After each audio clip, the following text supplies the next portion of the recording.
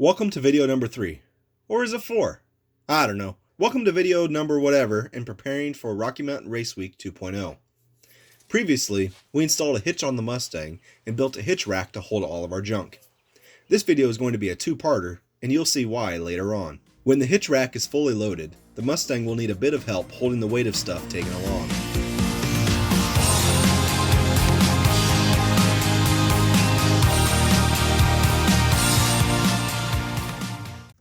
Without some extra support, the bump stops will be used more than they should. 1,000 miles on bump stops is not how I plan to spend my race week. My first solution was to turn to something I knew pretty well: air shocks. I previously installed a set of these on Dora, my 2001 Ford Explorer Sport Track. They have done awesome on that, and I expected the performance to be the same with the Mustang. From all the research I did, I could not find a set of air shocks specifically for the Mustang. With some more research, I did find a set with nearly identical compression and extension lengths as a stock shock. They are a Gabriel 49173. These will install nearly the same as stock shocks. It's a good idea to get a measurement of the stock Mustang ride height before starting. All of this can be done with the wheels on, but I'm going to take them off for filming purposes.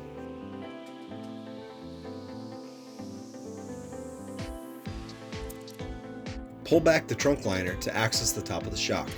Remove the bolt from the shock shaft.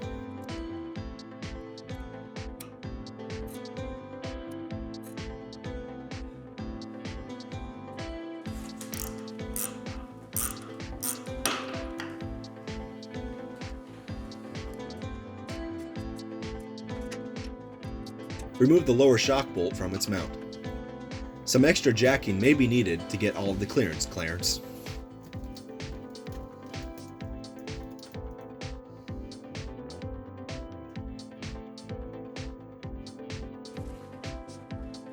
When the bolt comes out, the shock will come out easily. Remove the bushing from the top of the shock.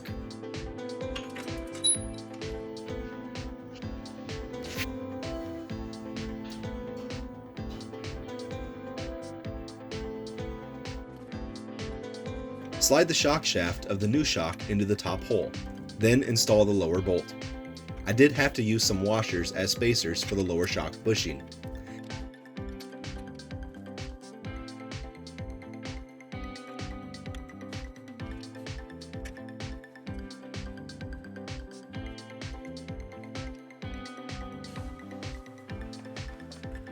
The air shock may need to be extended some before the top nut is installed.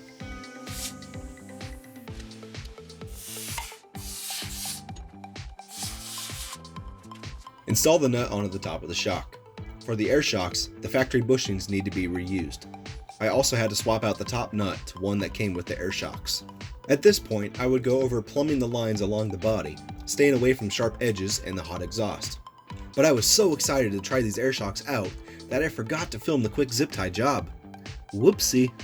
I aired the shocks up to 20 psi and took a test drive. They did work, giving me extra height when I needed it. But there was a bit of a problem.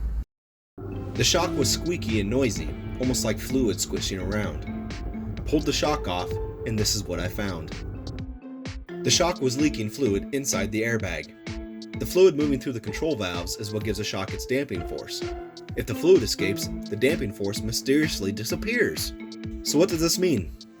I returned the shocks for a replacement set, thinking it was a manufacturing fluke, just a 1 in 10,000 failed product.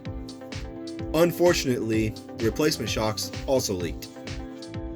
Maybe it's a bad vendor, buying off of eBay after all. I switched vendors and still no luck.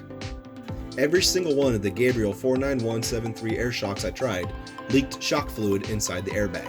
Back on the original shocks went. Time for plan number 2. Coil bags.